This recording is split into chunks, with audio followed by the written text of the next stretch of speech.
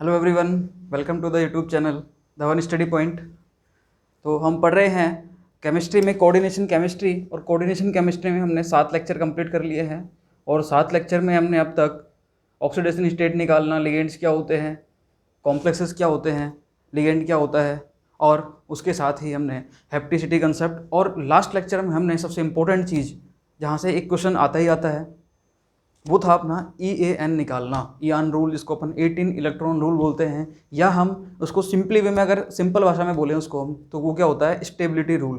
किसी भी कॉम्प्लेक्स के लिए अगर उसकी स्टेबिलिटी चेक करनी हो तो आप उसका 18 इलेक्ट्रॉन रूल चेक कर लो। अगर वो 18 इलेक्ट्रॉन रूल को फॉलो करता है, that means that complex should be the stable, और शुड भी नहीं, will be the stable, will the stable. Okay, इसका मतलब वो कॉम्प्लेक्स स्टेबल होगा ही होगा। ठीक है, अब आज हम जो पढ़ने वाले हैं, लास्ट लेक्चर तक मैंने आपको EN के बारे में बहुत अच्छे से समझा दिया था, एक एग्जांपल मैंने सॉल्व भी कराया था। आज अपन यहाँ पर सो मेनी एग्जांपल्स लेंगे, ठीक है, और उनको वन बाय वन सॉल्व करेंगे और इसकी एप्लीकेशन पार्ट में एंटर करेंगे हम आज। ठीक है, तो अपना EAN आज और कल की क्लास में कंप्लीट तरीके से खत्म हो जाएगा। किसी भी तरीके का एग्जाम्पल हो, नेट में गेट में आया हुआ, वो सारे एग्जाम्पल हम यहाँ पर लेंगे। ये मान लीजिए कम से कम 30-40 एग्जाम्पल हम लेने वाले हैं, और हर तरीके के जितने भी टाइप के क्वेश्चन बनते हैं EAN से रिगार्डिंग, वो सारे एग्जाम्पल हम यहाँ पर लेने वाले हैं। क्लियर? तो वन बाय वन आप देखते जाना हम कौन कौन से एग्जाम्पल सॉल्व करते हैं। मैं आपको जनरली एक बार रिवाइज करा देता हूँ ताकि हम क्वेश्चन सॉल्व करें तो मैं प्रॉब्लम ना हो। क्लियर? देखो, ये हमारा लेक्चर नंबर 8 है। ओके, ये मैंने आपको बताया था rules for element. Rules for element मैंने आपको बता ही दिया था कि मेन ग्रुप जो एलिमेंट होते हैं S&P ब्लॉक, उनके लिए हम ऑक्टेट रूल देखते हैं। ट्रांजिशन मेटल जो मेटल्स होती हैं, डी ब्लॉक एलिमेंट्स, उनके लिए हम, हाँ जी, 18 इलेक्ट्रॉन रूल देखते हैं। और F ब्लॉक जो एलिमेंट्स होते हैं उनके लिए हम क्या देखते हैं, कोई रूल नहीं देखते। ठीक है, उनके लिए कोई रूल नहीं होता। ये सारी चीज़ें मैंने आपको बता दी थी। स्क्वायर जो प्लेनर कॉम्प्लेक्स होते हैं उनके अपन 16 इलेक्ट्रॉन की कंसेप्ट के अकॉर्डिंग देखते हैं। सही है, ये था अपना। ये आपको सब पता होना चाहिए कि 3D 4D and 5D series की मेटल कौन कौन सी होती हैं। क्लियर? उसमें कितने इलेक्ट्रॉन होते हैं, उनके वैलेंस शेल में कितने इलेक्ट्रॉन होते हैं, ये मैंने लिख रखे हैं सबके वैलेंस शेल में। ये जो नंबर लिखा हुआ है ये वाला, हाँ जी, ये जो नंबर लिखा हुआ है 3 इलेक्ट्रॉन, 4 इलेक्ट्रॉन, 5, ये सब सीरीज के अकॉर्डिंग है सारे ये। क्लियर? तो ये आपको सबको पता रहना चाहिए, तो इनमें कोई प्रॉब्लम नहीं किसी को। आगे चलते हैं। ये था अपना EAN 18 इलेक्ट्रॉन रूल कैसे निकालते हैं अपन। सही है, ये EAN मैंने आपको बताया 3D के लिए अगर अपन को देखना है तो आप पहले 18 इलेक्ट्रॉन रूल चेक करोगे। अगर वो फॉलो करता है तो उसका EAN कितना हो जाएगा, 36 इलेक्ट्रॉन। सही है, कितना हो जाएगा, 36। अगर उसमें 19 होते हैं तो कितना हो जाएगा, 37, 20 है तो 38, और अगर 17 है तो 35। फिर मैंने आपको बताया भी था कि अगर 18 इलेक्ट्रॉन रूल को फॉलो करता है इसका मतलब वो कॉम्प्लेक्स स्टेबल है। अगर वो उसमें 17 इलेक्ट्रॉन होते हैं, मतलब एक इलेक्ट्रॉन कम है, इसका मतलब वो बाहर से इलेक्ट्रॉन लेगा, मतलब दूसरे का ऑक्सीडेशन करेगा। इसका मतलब 17 electronic species behaves as the oxidising agent. सही है। वैसे मैं बात करता हूँ, अगर किसी कॉम्प्लेक्स में 19 इलेक्ट्रॉन है, इसका मतलब वो थोड़ा कम स्टेबल है। इसका मतलब वो क्या करेगा, एक इलेक्ट्रॉन एक्स्ट्रा है तो बाहर किसी को देगा, दूसरे का रिडक्शन करेगा। That means 19 electronic species behaves as the reducing agent. Clear? ये मैंने आपको बता दिया था। 4D सीरीज की बात करते हैं तो अगर वो 18 को फॉलो करता है, 18 इलेक्ट्रॉन रूल को, that means EAN is equal to 54। अगर वो 5D सीरीज के मेटल है तो EAN क्या हो जाएगा वहाँ पर, 86। बट कंसेप्ट अपना क्या रहेगा, 18 इलेक्ट्रॉन रूल को चेक करना, और वो चेक करना हमें आता है अच्छे से। ठीक है, आगे आ जाओ। और ये था अपना कैलकुलेशन ऑफ EAN का फॉर्मूला। सही है, ये फॉर्मूला अपना था EAN अपन कैसे निकालते हैं। इसको निकालने के लिए मैंने आपको बताया था आपको क्या करना है, सबसे पहले मेटल देखनी है, उस मेटल के आउटर मोस्ट ऑर्बिटल में या वैलेंस शेल में कितने इलेक्ट्रॉन है वो आपको निकालना है। वो अभी अपन ने देख लिया। फिर आपको देखना है कितने मेटल मेटल बॉन्ड है, यदि है तो ठीक है, एक मेटल मेटल बॉन्ड 2 इलेक्ट्रॉन वहाँ पर कंट्रीब्यूट करता है। सही है। उसके बाद अपन देखते हैं लिगेंड। लिगेंड का कंसेप्ट अपन देखते हैं हैप्टिसिटी के अकॉर्डिंग, वो कितने इलेक्ट्रॉन डोनर है उसके अकॉर्डिंग कर लेंगे। उसके बाद अपन देखते हैं एनकैप्सुलेटेड एटम, कि वो कौन सा है, कि अगर कोई कैविटी बन रही है वहाँ पर तो कोई एनकैप्सुलेटेड एटम फंसा हुआ है क्या।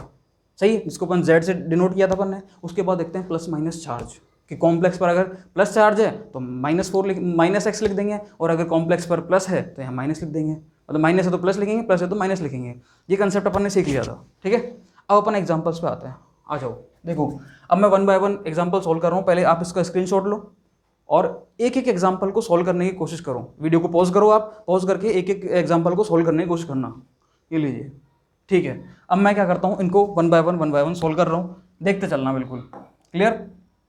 देखो, हाँ जी, सबसे पहले है FeCN का होल 6 -4। इसके लिए निकालेंगे तो आपको क्या करना है, EAN निकालना है। तो पहले आप देखोगे मेटल, एक मेटल है आयरन। आयरन के आउटर मोस्ट में कितने इलेक्ट्रॉन होते हैं, हाँ जी 8 इलेक्ट्रॉन होते हैं। मैं 2-3 एग्जांपल आराम से कराऊंगा सॉल्व, ठीक है। उसके बाद जो सेम पैटर्न पर होंगे उनको मैं फास्ट कराऊंगा, किसी को कोई प्रॉब्लम हो तो कमेंट पे बता दे। उसके बाद जो अलग अलग वेराइटी ऑफ क्वेश्चंस आएंगी उन पे मैं वहाँ पर फोकस करूंगा, उन पर मैं वहाँ पर बिल्कुल बात करूंगा अच्छे से, ठीक है।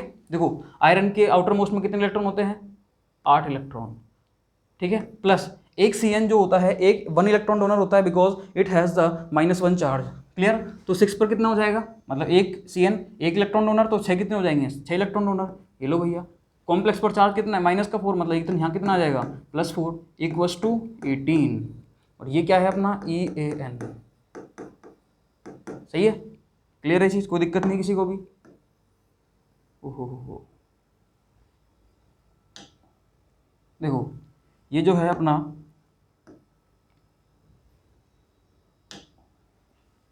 चलो ऐसे रहने दो, मतलब EAN कितना निकल के आएगा अपना यहाँ से, 8 और 6 14 + 4 = 18। इसका मतलब यहाँ पर EAN कितना निकल के आया, 18। क्लियर है, किसी को समस्या नहीं है इसमें, आ जाओ। उसके बाद इसका देखते हैं नीटा 5CA5H5। देखो मैंने आपको बोला था कि नीटा जितना नंबर होता है वो स्पीशीज उतने ही इलेक्ट्रॉन डोनर होती है। क्यों, क्योंकि अपन देखते क्या है, हेप्टिसिटी क्या था अपना, वो total number of atom of the ligand which is directly coordinated to the metal, वही अपना क्या था, हेप्टिसिटी था। क्लियर, देखो यहाँ पर नीटा 5 है, इसका मतलब मेटल जो है आयरन वो 5 कार्बन एटम से जुड़ी हुई है, जो कि अपना क्या होता था, Cp। क्लियर, ये Cp है, देखो गौर से देखो तब इसको। इसका मतलब पहले आयरन को ले लो, मेटल जो होती है आयरन, उसके आउटर मोस्ट में वैलेंस शेल में कितने इलेक्ट्रॉन है, 8। बहुत बढ़िया, ये लो, हाँ जी, EAN निकाल रहे हैं अपन, EAN = 8, हाँ जी, प्लस अब इस पर आ जाओ लिगेंड्स पर, एक C5H5 5, CO, एक CO न्यूट्रल है, 2 इलेक्ट्रॉन डोनेट करेगा, ठीक है, because each neutral donor side contribute the 2 electron. Clear, तो यहाँ कितना हो जाएगा, 4 इलेक्ट्रॉन, क्योंकि 2 है CO, तो 4, एक Cl का कितना होता है, +1 शुड बी = 18। अगर ये 18 आता है इसका मतलब ये फॉलो करेगा EN को, 8 और 5 13 और 4 17 और 1 18, इसका मतलब ये लो भैया EAN = 18। क्लियर, अब आ जाओ Mn पर। Mn जो होता है इसके वैलेंस शेल में कितने इलेक्ट्रॉन होते हैं, 7। लो भैया, EAN = 7 प्लस, देखो एक CO कितना होता है, 2 इलेक्ट्रॉन डोनेट करता है, 6 कितने करेंगे, 12, प्लस है तो यहाँ कितना आ जाएगा, -1, हाँ जी, EAN = 12 और 7 19 में से गया तो 18, ये लो 18, मतलब ये 18, ये भी EN को फॉलो कर रहा है। क्लियर, आ जाओ इस पर। आयरन का देखो, आयरन पे क्या है, 8, ये लो भाई सब 8 आ गया। आगे देखते हैं हम, plus EAN = 8 plus C5H5 5 plus CO कितना होता है, 2, 2 दूनी कितना हो गया, 4, यहाँ माइनस है तो +1। आ जाओ गिनो इसको, कितने, 8 और 5 13, 13 और 4 17 और 1 18। ये लो भाई साहब, यहाँ भी EAN क्या हो रहा है, फॉलो हो रहा है, कोई दिक्कत नहीं, यही फॉलो कर रहा है। इधर देखो कोबाल्ट के कितने होते हैं, आयरन कोबाल्ट 7 और 2 9, ठीक है, कितने हो गया, 9, प्लस EN कितना हो गया, यहाँ से EN निकाल रहे हैं हम, ये अपन को शुड बी = 18 लेते हुए चलना है, ठीक है, क्योंकि 18 होना चाहिए तभी फॉलो करेगा। देखो कोबाल्ट के कितने होते हैं, 9 इलेक्ट्रॉन होते हैं आउटर वैलेंस शेल में। हाइड्रोजन का हाइड्राइड आयन होता है, हाइड्राइड H- है, और जिस पर जितना माइनस चार्ज होता है या जो उस पर चार्ज होगा वो उतने ही इलेक्ट्रॉन डोनर होता है, ठीक है, ये हम सीख चुके हैं by the neutral atom method. लो भैया, हाइड्राइड पर कितना हो गया, 1, CO पर कितना होता है, एक CO 2 इलेक्ट्रॉन डोनेट करता है, तो 4 कितने करेंगे, 8, ये हो भाई सब 8, तो EAN कितना हो गया यहाँ से, 9 और 1 10 और 8 18। ये लो भाई साहब, ये भी EAN फॉलो कर रहा है। इधर आ जाओ, रूथीनियम कहाँ आता है, हाँ जी, रूथीनियम 6, ये आयरन के जस्ट नीचे आता है, इसका मतलब कितना हो गया, 8। लो भाई साहब, EAN, हाँ जी, 8 प्लस, देखो पाई पाई का मतलब क्या होता है कि उसकी पूरी अपनी कंप्लीट हेप्टिसिटी के साथ वो वर्क करे, इसका मतलब नीटा 5 हो गया ये, सही है। नीटा 5 का मतलब 5 इलेक्ट्रॉन डोनेट करेगा, Cl कितना करेगा, 1, CO कितना करेगा, 2, और PPH3 आपको पता है PPH3 कितना करता है, न्यूट्रल है, जस्ट लाइक PH3 हो गया, 2 इलेक्ट्रॉन डोनेट करेगा, ये कंट्रीब्यूट करेगा। EAN = यहाँ पर लिख सकते हैं आगे, बराबर 18 होना चाहिए, ठीक है, हाँ जी, 8 और 5 13 और 1 14 और 4 18। ये लो भाई साहब, ये भी EAN को फॉलो कर रहा है। इधर आ जाओ, W क्या होता है, टंगस्टन। W क्या होता है, टंगस्टन। और ये कहाँ आता है, ये आता है क्रोमियम के नीचे, ठीक है, उस सीरीज में आता है ये। तो इस पर कितने इलेक्ट्रॉन हो जाएंगे, अगर हम इसकी बात करते हैं तो इसके वैलेंस शेल में हो जाएंगे हाँ जी 6 इलेक्ट्रॉन, प्लस एक CO कितने करता है 2, तो 3 कितने करेंगे 6।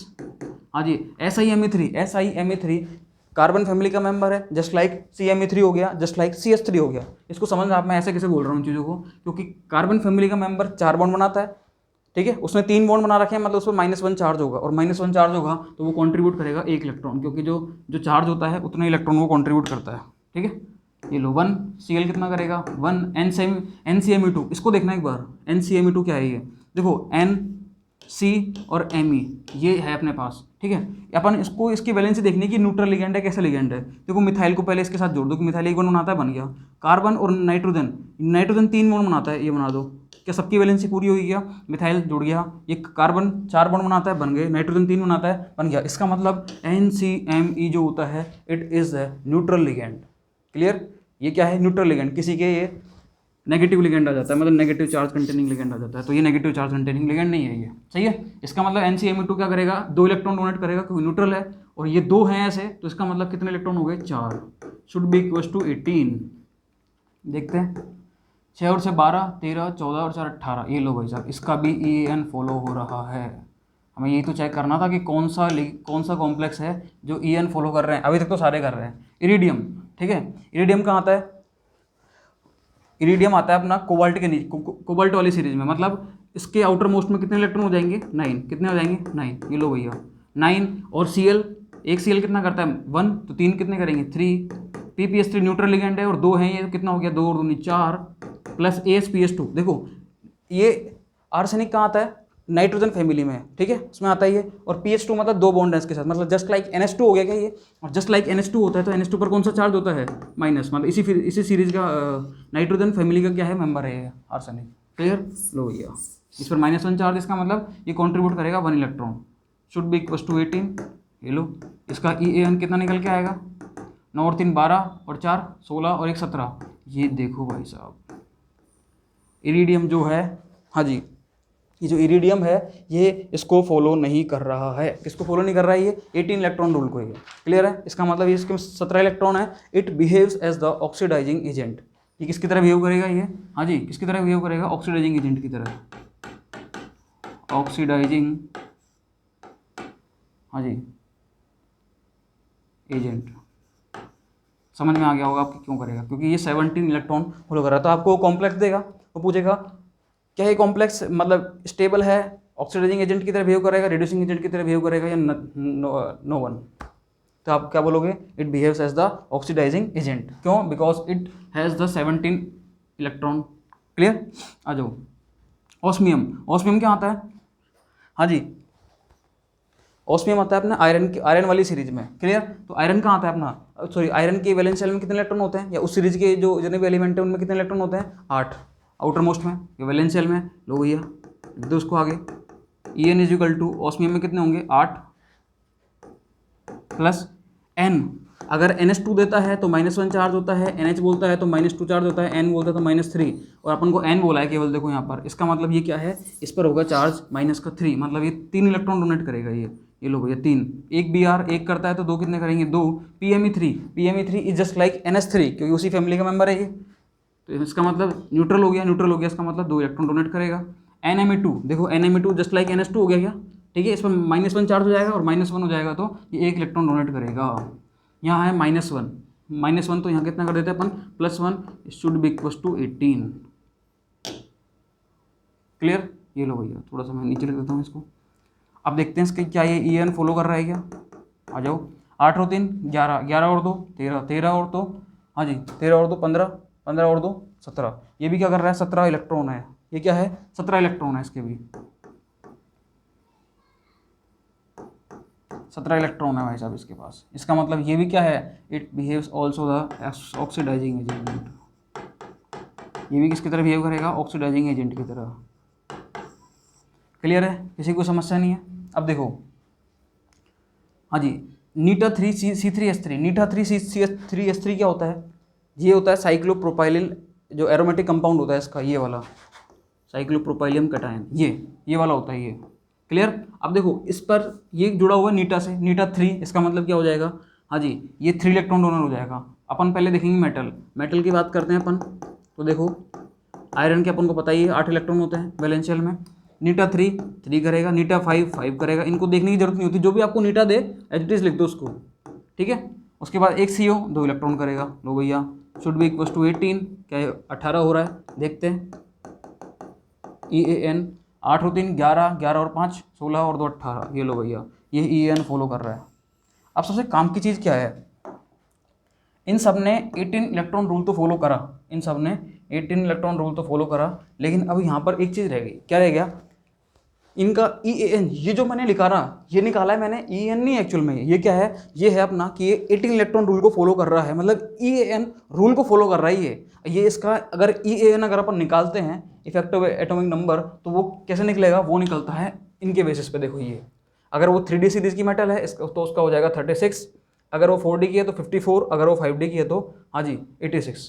क्लियर है चीज़, तो ऐसे निकलेंगे ये। अब मैं आपसे पूछता हूँ कि इनका क्या क्या होगा EAN, आ जाओ देखो, समझना इसको ध्यान से। इसका EAN निकाले अपन, तो आयरन है 3D की है, कोई दिक्कत नहीं, कितना हो जाएगा इसका 36 EAN हो जाएगा इसका। इसका कितना हो जाएगा EAN, देखो कौन सी है ये, आयरन, वही 36 हो जाएगा। क्लियर, MN वही 36 हो जाएगा इसका भी। ये EAN है ये वाला, ध्यान रखना। इधर कौन है, आयरन, वही 36, कोई दिक्कत ही नहीं है। हाँ जी, यहाँ कौन है, कोबाल्ट 36। रूथीनियम, रूथीनियम कौन सी सीरीज का मेंबर होता है ये, हाँ जी रूथीनियम होता है अपना 4D सीरीज का मेंबर। कौन सा होता है, 4D सीरीज का। देखो 4D है, इसका मतलब कितना हो जाएगा ये, हाँ जी 54, कितना हो जाएगा ये 54। क्लियर, देख लो भाई साहब, ये अगर 4D सीरीज का होता है तो कितना होता है 54, सही है। एक एक चीज़ देखते हुए चलना है ऐसे भी। W है, W कहाँ आता है, लेंथेनम वाली सीरीज में आता है, इसका मतलब 5D सीरीज का मेंबर है, इसका मतलब कितना हो जाएगा इसका हो जाएगा 84। अगर ये इसको फॉलो कर रहा है तो 18 को। इसको देखो, ये पहली बात तो ये इरिडियम है, 5D सीरीज का मेंबर है। अगर ये 18 होता, अगर ये 18 इलेक्ट्रॉन 18 इलेक्ट्रॉन को फॉलो करता, तो क्या होता है इसका EAN, हाँ जी इसका EAN हो जाता है 84। बट ये 17 इलेक्ट्रॉन फॉलो कर रहा है, इसका मतलब देखो आप 5D में 17 इलेक्ट्रॉन क्या हो जाएगा इसका EAN 85, कितना हो जाएगा 85। ध्यान रखना इस चीज़ का बहुत अच्छे से। इसका मतलब यहाँ पर निकालेंगे तो इसका कितना आएगा 8, हाँ जी 85। ये देखो, समझना इसको ध्यान से बहुत। इसकी बात करते हैं तो ये कहाँ है, ऑस्मियम कहाँ आता है, हाँ जी OS आता है अपना, वही 5D सीरीज का मेंबर है, तो 5D का है, कितना आ रहा है 17। सेम वही कंसेप्ट आ जाएगा, कितना आ जाएगा, इरिडियम को चेक कर लो एक बार, हाँ जी 17 इलेक्ट्रॉन फॉलो कर रहा है ना, इसका मतलब इसका EAN कितना आ जाएगा, वही 85। क्लियर। इसकी बात करते हैं, आयरन वही इसका 18 को फॉलो कर रहा है, इसका मतलब 36, क्योंकि 3D का ही मेंबर है। तो ये अपने एग्जाम्पल हो गए, ये अपने क्या हो गए एग्जाम्पल्स। किसके एग्जाम्पल्स हैं ये सारे के सारे एग्जाम्पल्स हैं अपने, हाँ जी examples of EAN complex. Clear, इसका स्क्रीनशॉट ले लो या इसको देख लो आप, ये सारे आंसर आपको चेक करने हैं। जो मैंने ग्रीन कलर से लिखे हुए हैं वो सारे ही EAN एक्चुअल में, ठीक है। और बाकी कौन 18 इलेक्ट्रॉन रूल को फॉलो कर रहा है कौन नहीं कर रहा, वो मैंने अलग कलर से लिख रखे हैं, ठीक है। अब अपन चलते हैं अगले एग्जाम्पल्स पर। आओ देखो, ये बहुत अच्छे क्वेश्चंस हैं। क्वेश्चंस कैसे हैं देखो इधर, which one of the following behaves as the क्या ऑक्सीडाइजिंग एजेंट। अब देखो आपको इससे समझ में आनी चाहिए कि कोई भी एक स्पीसीज अगर ऑक्सीडाइजिंग एजेंट होगी तो ऑब्वियसली उसके पास 17 इलेक्ट्रॉन रूल को फॉलो करने वाला कंसेप्ट होगा, सही है। मतलब उसके EAN निकालेंगे तो कितना आएगा 17 आएगा उसका, सही है। देखो अब हमको निकालना है कि किस में 17 इलेक्ट्रॉन आ रहा है। पहले आप इसको देख लो, खुद सोल्व कर लेना, इस वीडियो को पॉज करके करो। अब मैं आगे बढ़ता हूँ, देखो देखना इसका देखता हूँ, मैं फटाफट सोल्व कर रहा हूँ। आयरन के आउटर मोस्ट में कितने देखो, मैं फटाफट सोल्व करके चल रहा हूँ इनको, ताकि मेरे को रुकना नहीं पड़ जाता, जल्दी हो जाए। आयरन के आउटर मोस्ट में कितने होते हैं भाई साहब 8, प्लस CO कितना करता है 1 मतलब 2 करता है, तो 5 कितने करेंगे 10, इसका मतलब इसका तो 18 आ गया। इसका देखते हैं कोबाल्ट कितने करता है, आयरन कोबाल्ट 7 और 2 9, और इसके वैलेंस शेल में 9 इलेक्ट्रॉन हो गए। CO कितने करेगा, हाँ जी CO करेगा 2 2 4 8, कितना हो गया 17, ये भैया इसके आगे 17। क्लियर। निकल, आयरन कोबाल्ट निकल 8 और 2 10, ये लो इसके निकल के होते हैं 10, कोबाल्ट और CO के हो गए 2 2 4 8, ये कितना करेगा, इसका EAN हो गया 18। इसकी बात करते हैं रीनियम, ठीक है वो, हाँ जी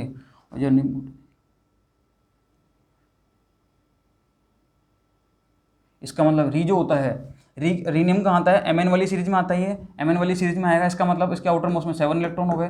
हाँ जी CO कितने करेगा 2 10, ये लोग भैया 10, कितना हो गया 17, कितना हो गया ये 17।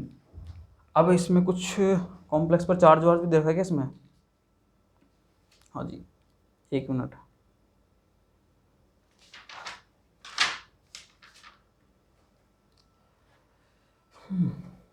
देखो अगर आपको निकालना क्या है, ये पूछा ऑक्सीडाइजिंग एजेंट, अगर ये इसी तरीके से है और ये ऑक्सीडाइजिंग एजेंट पूछ रहा है आपसे तो कोई प्रॉब्लम नहीं है। आप देख सकते हो कि ये वाला जो है, जो 17 होते हैं, जो 17 इलेक्ट्रॉन होते हैं जिनके EN में, इसका मतलब वो सारे सारे कैसे होते हैं, वो बिहेव करते हैं ऑक्सीडाइजिंग एजेंट की तरह। अगर ये कॉम्प्लेक्स यही वाले हैं, इसका मतलब B और D, ये क्या होंगे, इनके आंसर्स होंगे, ये क्या होंगे, इनके आंसर्स होंगे। क्लियर? हाँ जी, किसी को समस्या नहीं होनी चाहिए। और अगर इन पर, अगर मैं किसी पे चार्ज लगा दूँ, जैसे ये कॉम्प्लेक्स है, यहाँ अगर इस पर -1 होता है, यहाँ पर क्या होता है -1, तो क्या हो जाता है इस पर, यहाँ +1 और आ जाता, और ये कितना हो जाता है 18। लेकिन ऐसा कुछ है नहीं यहाँ पर, तो कोई दिक्कत है ही नहीं। देखो समझो, इसका मतलब पहली बात तो इस वर्ड का मीनिंग समझना आप। ये जो वर्ड है ये वाला, ये ऑक्सीडाइजिंग एजेंट, इसका मतलब होता है वो कॉम्प्लेक्स का शुड बी फॉलो, हाँ जी,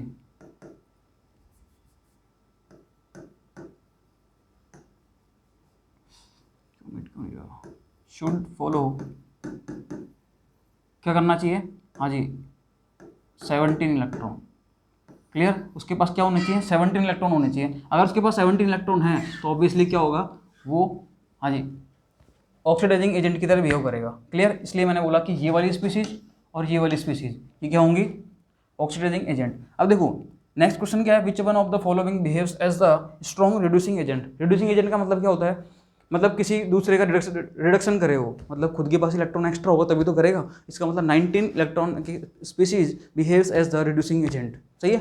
देखो मतलब इसका मीनिंग क्या हो गया, इसका मीनिंग क्या हो गया, इसका मीनिंग हो गया कि वो 19 इलेक्ट्रॉन्स उसके होने चाहिए EN में। कितने होने चाहिए, 19 इलेक्ट्रॉन। अब आ जाओ, देखो फॉलो कराओ उसको सबको। आयरन की बात करते हैं अपन।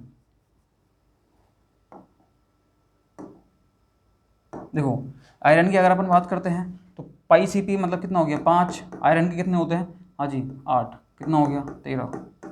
क्या 2 था क्या ये, बिल्कुल 2 आएगा यहाँ पर, ये इसका होल ट्वाइस आएगा, ध्यान रखना है ट्वाइस है ये। अब इसका ट्वाइस, इसका मतलब पाई CP, एक CP के पास कितने हो गए 5, 2 के पास कितने हो गए 10, ये लो 10, आयरन के पास कितने हैं 8, ये लो 18, कितना हो गया 18। क्लियर? मतलब ये तो फॉलो कर रहा है। पाई CP2 मतलब ये तो 10 हो गया। कोबाल्ट के पास, आयरन कोबाल्ट कितने हो गया 9, इसका मतलब इसके पास 19 इलेक्ट्रॉन। पाई CP, इसका मतलब पाई CP तो हो गया 10, 2 हैं क्योंकि ये Mn के पास कितना होता है 7, ये लो भैया ये हो गया 17। इसकी बात करते हैं अपन, पाई CP कितना हो गया 10, कोबाल्ट के पास कितने हो गए 9। क्लियर? और प्लस चार्ज है तो -1 आ जाएगा, =18। इसका मतलब ये तो EN फॉलो कर रहा है, ये EN फॉलो कर रहा है, ये हो गया अपना, देखो ये तो स्टेबल हो गया, ये भी स्टेबल हो गया। ये इसकी बात करते हैं तो ये हो गया रिड्यूसिंग एजेंट। लेकिन इसकी बात करते हैं अपन, ये इसके पास है 19 इलेक्ट्रॉन, ये वाला कॉम्प्लेक्स, इसके पास क्या है 19 इलेक्ट्रॉन। इसका मतलब ये फॉलो करे, ये रहेगा क्या अपना रिड्यूसिंग एजेंट। क्या रहेगा ये, रिड्यूसिंग एजेंट। ठीक है, कोई समस्या नहीं किसी को भी। ये दो एग्जाम्पल थे अपने, एक एग्जाम्पल अपन और देखते हैं, वो भी काफ़ी अच्छा एग्जाम्पल है, ये रहा।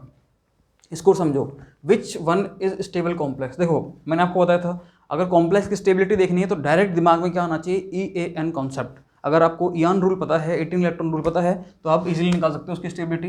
बिल्कुल निकालो, देखो यहाँ से सबके निकालते हैं, अपन चेक करते हैं। बेरिलियम, बेरिलियम के आउटर मोस्ट में कितने होते हैं, हाँ जी 2 इलेक्ट्रॉन, ठीक है, प्लस CP2, CP2 कितना हो जाए, एक CP के पास कितने होते हैं 5, 2 के पास कितने हो जाएंगे 10। ये लो, बात हो रही है किसकी, बेरिलियम की। जब बेरिलियम की बात हो रही है तो अपन क्या देखेंगे भैया, beryllium is the member of main group. किसका मेंबर है, मेन ग्रुप का।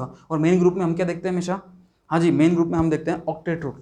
क्या ये ऑक्टेट कंप्लीट कर रहा है, भाई साहब तो 12 हो रहा है, कितना हो रहा है 12। ऑक्टेट इसका तो कहीं दूर दूर तक नामो निशान नहीं है इसका, तो ये तो खत्म हो गया पहले, इसको तो काटो।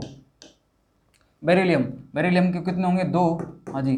नीटा 1 CP मतलब 1, नीटा 3 CP मतलब 3, इक्वस टू 4 और तो 6। भाई साहब ये तो सही रह गया, बहुत ही कम रह गया, तो चलो कोई दिक्कत नहीं, आगे देखते हैं। बेरिलियम के पास 2, नीटा 1 CP, नीटा 1 CP मतलब 1, नीटा 5 CP मतलब 5, जोड़ो 2 और 1 3 और 5 8। भाई साहब ये कर गया, ये कर गया ऑक्टेट फॉलो। सही है, इसको भी चेक कर लेते हैं क्या पता ये भी कर रहा हो। बेरिलियम के पास 2, नीटा 2 के पास, हाँ जी 2, और नीटा 3 के पास देखो इधर 3, कितना हो गया, इसको ऐसे ही लिख दिया 2, 2 + 2 + 3 कितना आ रहा है, 4 और 3 7। अच्छा कहाँ से फॉलो कर रहा है, नहीं कर रहा है, इसका मतलब सी इज़ द आंसर। क्लियर, क्यों है सी, आपके समझ में आ गया होगा बिल्कुल अच्छे से, क्योंकि ऑक्टेट ही फॉलो कर रहा है, फॉलो ऑक्टेट रूल। और ऑक्टेट मैंने क्यों फॉलो करवाया आपको पता होगा अच्छे से, क्योंकि beryllium is the member of main group element, और मेन ग्रुप एलिमेंट की जब भी हम डिस्कस करते हैं, उसकी बात करते हैं, तो हम हमेशा क्या देखेंगे, ऑक्टेट रूल।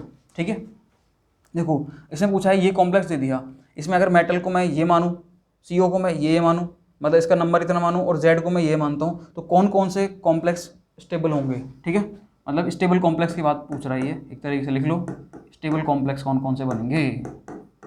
आपको अच्छे से पता है कि भैया कोई भी अगर EN फॉलो करता है वो स्टेबल बनेगा, तो हम चेक करते जाएंगे 1 बाय 1 EN फॉलो हो रहा है नहीं हो रहा। अगर इस केस में बात करें, देखो आपको थोड़ा यहाँ पर थोड़ी मेहनत लगेगी, देखो इन सबको यहाँ अप्लाई करना है, सब में अप्लाई करके देखना है। अगर मेटल ये हो टाइटेनियम, तो स्कैंडियम टाइटेनियम आउटर मोस्ट में कितने इलेक्ट्रॉन हुए, 4। हाँ जी, CO, एक CO कितना करता है, 2 इलेक्ट्रॉन, तो 6 कितना करेंगे, 12। हाँ जी, 1 है यहाँ पर, माइनस का 1 हो जाएगा, ये कितना हो जाएगा, -1, तो यहाँ अपन यहाँ कितना लिखेंगे, +1। देखो भैया 12 और 4 16 और 1 17, ये तो नहीं कर रहा भाई साहब EN फॉलो। इधर आ जाओ, वेनेडियम है, स्कैंडियम टाइटेनियम वेनेडियम, 5 हो गए, 6 हैं CO, इसका मतलब 12 इलेक्ट्रॉन हो गए, 1 चार्ज इसका मतलब +1 हो गया, इक्वल्स टू 12 और 5 17 और 1 18। भाई साहब ये लो EN फॉलो, ये तो स्टेबल होगा, 100% स्टेबल होगा ये तो। कोबाल्ट की बात करते हैं, आयरन कोबाल्ट कितना हो गया, 9, 4, CO कितने हैं, 4, लो भैया कितने हो गए, 2 चौक 8, लो 2 है यहाँ पर, तो -2, इसका मतलब +2 हो गया, गिन लो, 9 और 8 17 और 2 19, ये लो भैया, ये तो क्या हो गया, ये तो रिड्यूसिंग एजेंट हो गया। आगे आ जाओ, ये ऑक्सीडाइजिंग एजेंट था अपना।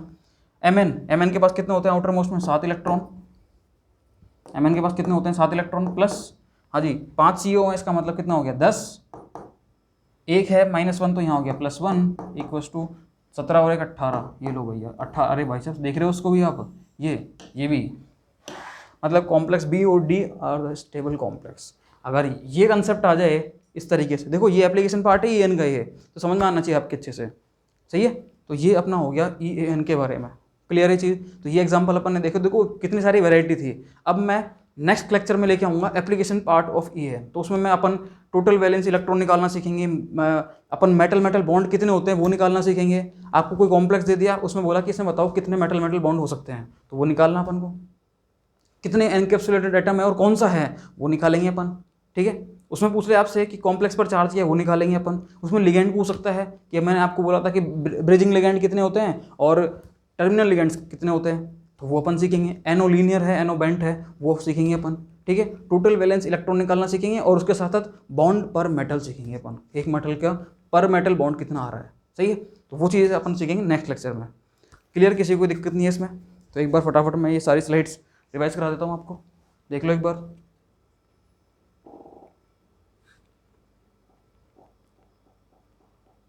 हाँ जी, देखना, ये था अपना, इसमें कोई दिक्कत नहीं थी, ये रूल अपन ने देख ही लिए थे, ये एलिमेंट से अपने, ये अपना EN रूल था। उसके बाद अपन ने ये फॉर्मूला था, ये अपन सीख चुके थे, यहाँ से मैंने स्टार्ट किया था, ये अपने एग्जाम्पल थे। क्लियर, इसमें कोई समस्या नहीं होनी चाहिए। ये सारे एग्जाम्पल मैंने सॉल्व करके दिखा दिया आपको 1 बाय 1। अब आ जाओ आगे, ये 2 क्वेश्चन मैंने कराए थे सॉल्व। ठीक है, एक ऑक्सीडाइजिंग एजेंट कौन सा है, रिड्यूसिंग एजेंट कौन सा है, वो हो गया। उसके बाद अपन ने देखा ये 2 एग्जाम्पल हो, अच्छे एग्जाम्पल थे ये भी। अब इसके बाद हम देखेंगे next application part of the EAN, और एप्लीकेशन पार्ट के बाद हम एंटर कर जाएंगे किसमें, बॉन्डिंग में। किसमें एंटर कर जाएंगे, बॉन्डिंग में, जो कि अपना बहुत अच्छा टॉपिक है। क्लियर, हाँ जी, ओके। तो वीडियो को अगर अच्छी लगे तो उसको लाइक करना और शेयर करना। Okay, thank you so much.